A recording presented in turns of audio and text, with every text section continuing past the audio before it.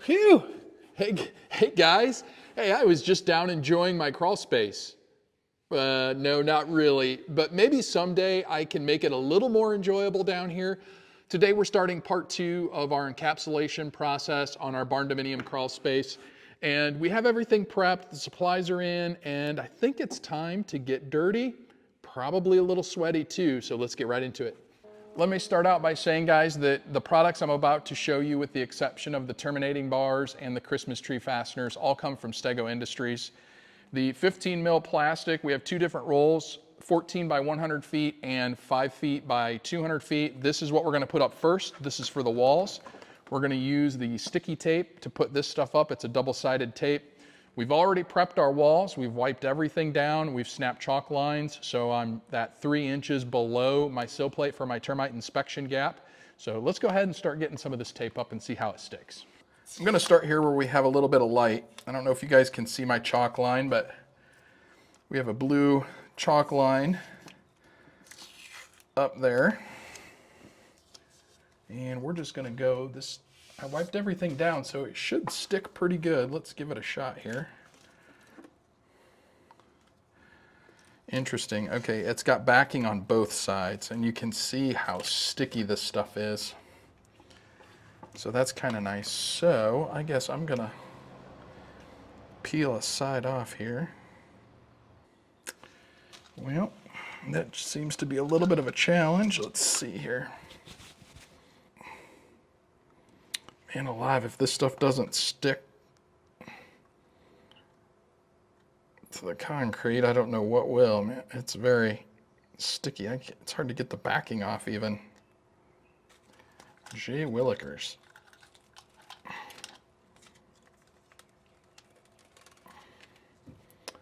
Okay, well, I didn't get the side off that I really wanted to get off, but we're gonna make it work.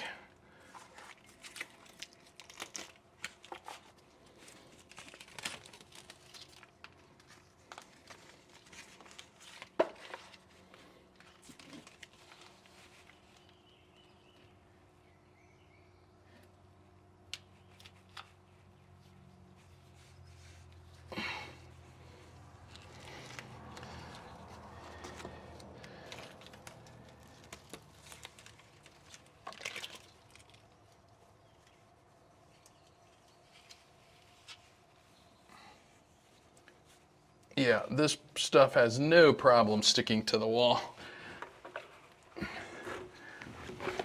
This tape, once you get it going, is really not that bad, but man, it is super, super sticky. This stuff, I would guess, is gonna stick to just about anything. So what we'll have to do once we get all this up is we'll have to come back, and it's got a plastic film on the outside. Obviously, we have to peel that off and stick the vapor barrier to it, but I think it's gonna stick very nicely. Impressive so far. Guys, I'm not gonna show all 192 feet of this tape going up. I think you get the idea here. But having the chalk line up there was really helpful. It helps keep you going straight with your tape, and it ensures that you have that minimum 3-inch inspection gap for termites. I forgot to mention, we also have to wrap our cement block piers. So we're gonna go ahead and do that. We have our walls finished. So we're getting to the end here, but let's go ahead and get this thing wrapped. You don't have to wrap the entire pier, but I kind of planned for this top block, since it's a square one and doesn't have the cutout. That's where I'm going to end my wrap. So we're just going to go around this thing here.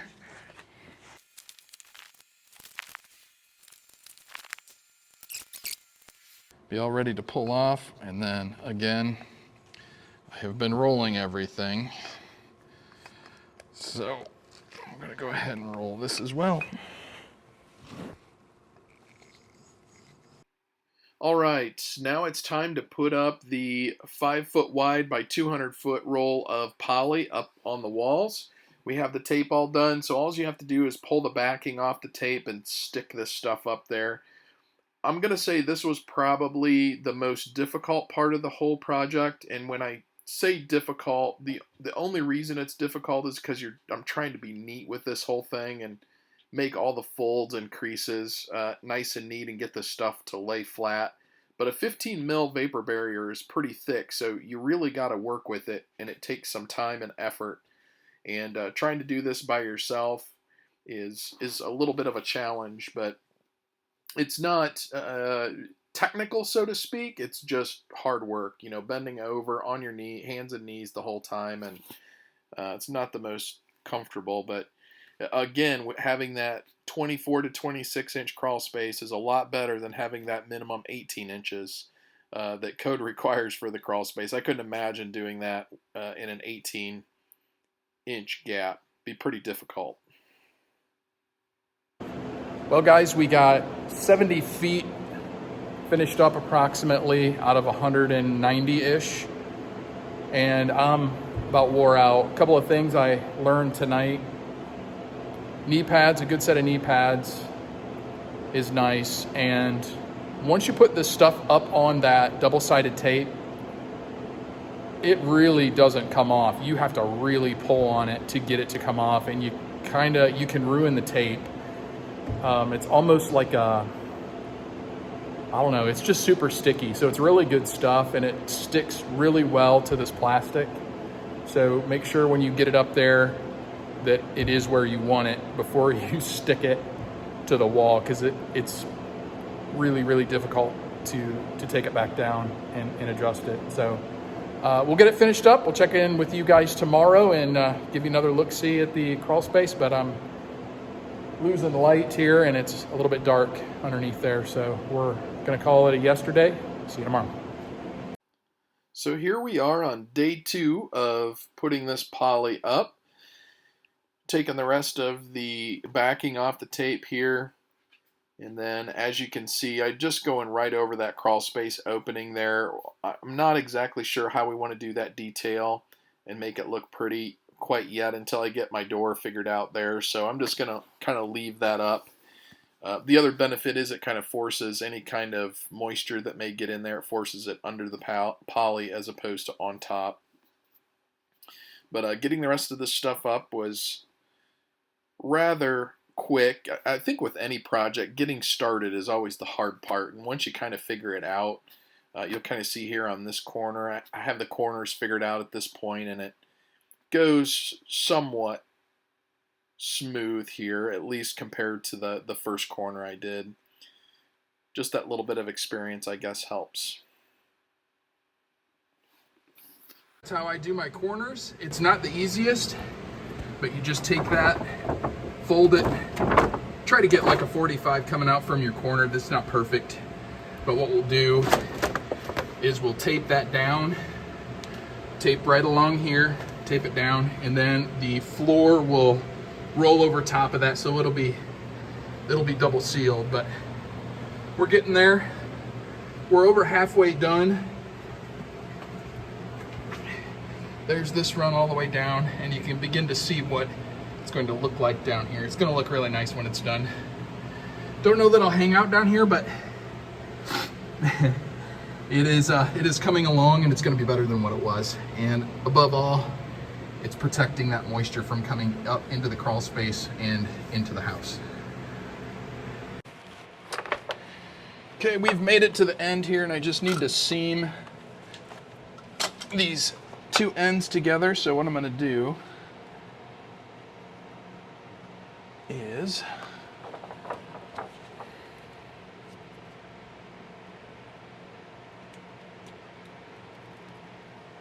see if we can't make this work.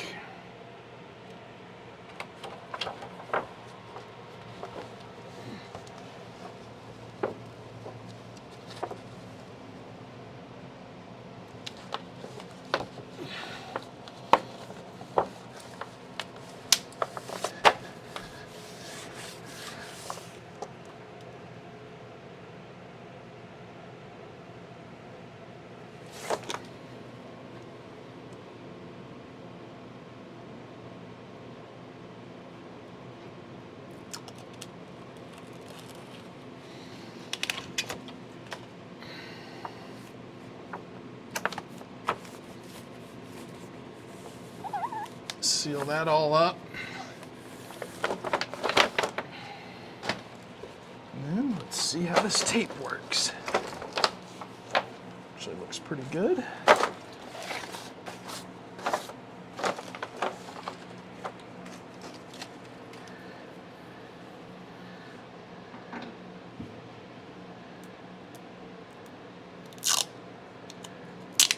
Seam tape seems pretty sticky, so let's get that on here and see what she looks like.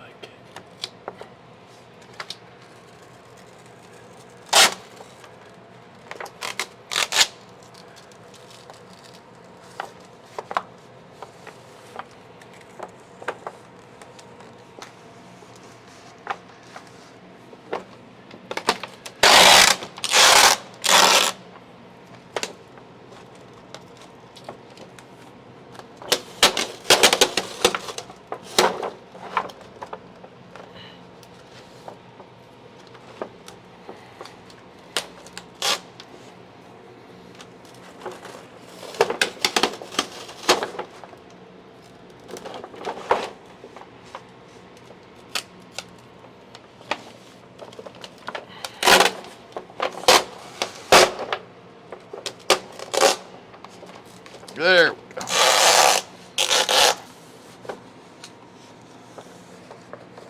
Perfect. All right, the next portion here, now that we have that done, is to put our bars up top to help this stuff stay on the tape. So we're gonna go ahead and get prepped for that, and probably start in a corner because I think that'd be easiest. We'll just start in a corner and run down the way here. Here's the deal. This is some leftover stuff that I had from the exterior of the building. This was supposed to be drip cap flashing for the capstone on the exterior side of the house, and I didn't like the way it looked on top of the Versetta stone. So instead of trashing this stuff and recycling it, we're gonna put it to use.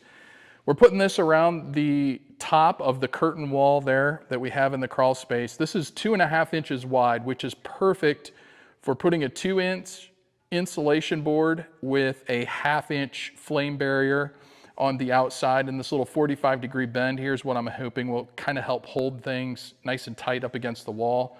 And then I'm thinking I can get away with maybe just taping the back of the foam board or the insulation board there on the wall and not have to do too many fasteners. So that's my thought process behind using this stuff. It's not really holding any weight. It's just helping hold that plastic up against the tape, and I'm not completely relying on that sticky tape to last forever. This will keep a little bit of pressure on it. And what I'm doing is drilling holes every 2 feet and using Christmas tree fasteners to hold this stuff up against the concrete. Again, it's not holding any weight, so I didn't need anything too serious. But these are the Christmas tree fasteners. They're just a 1-inch deal. You can get these. I think I bought 500 for 25 bucks or 30 bucks on Amazon. Pretty inexpensive. But let's go ahead and get these holes drilled out, and I'll show you how we're putting this stuff up. I got one piece up already, and it looks pretty good.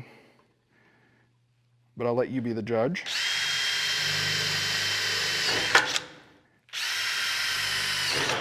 If you had a contractor come in and do a crawl space for you, encapsulation, they're probably going to end up buying the terminating row bars, and these would have ended up going to waste. So I try to use as much of my scraps, leftover materials that I possibly can. So let's clean the metal shavings off this. All right, time to go put some of these up. There's what it looks like up. First piece. You can see these fasteners here just to help hold that up against the plastic, so I'm not completely relying on that tape to hold it. And then my insulation board will come up right underneath here, and we'll kind of wedge it in between the ground and that piece, and I think that'll hold it in there pretty good. But that's the game plan. Let's get this next piece up and keep going. We got a long ways to go.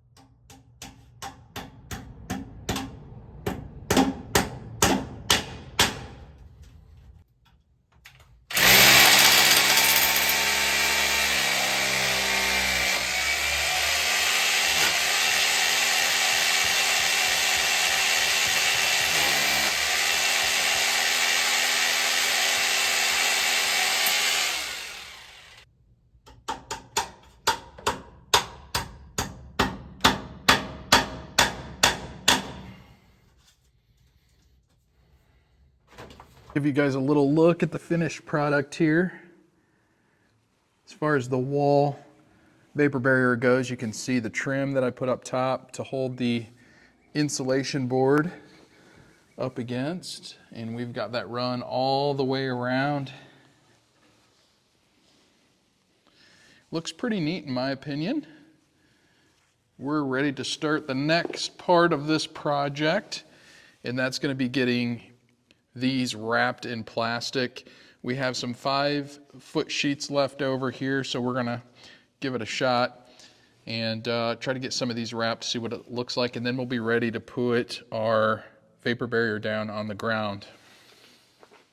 There's probably a million different ways to do this, but I just try to keep it simple. Cut your little slits on the bottom side at each of the corners, and you'll see how I overlap that with the ground vapor barrier here in a second. This was, I thought, going to be the most difficult part of the project. It ended up being pretty easy. I thought since I'm, trying to get this stuff stretched out and get the wrinkles out, and I'm working on top of it, it was going to be a pain in the rump, but it actually went pretty smooth. And then you got to cut this around the column, so watch how I do this. Right down the middle, little cuts on the sides, and everything is overlapped at least 6 inches. The only thing we have left to do is tape all of our seams, and the only thing I want to show you on this part is the columns and how the way we trimmed the plastic around the columns, how that all works out with the way the seams are laid out. This is why I cut things the way I did. You can see this seam here. This is where we cut the floor plastic around, and this cut is right on top of this under portion here. So all of your seams are overlapped by a good 6 inches. The only thing that would, I guess, not qualify for that is these little pinholes in the corners, but we're gonna tape around the whole bottom side of this and get it all sealed up. And then around the outside, those are pretty easy seams to tape. It's just a straight shot all the way down. We'll go through a lot of tape, but it's gonna be pretty easy to do. There's a look at where we're at with things.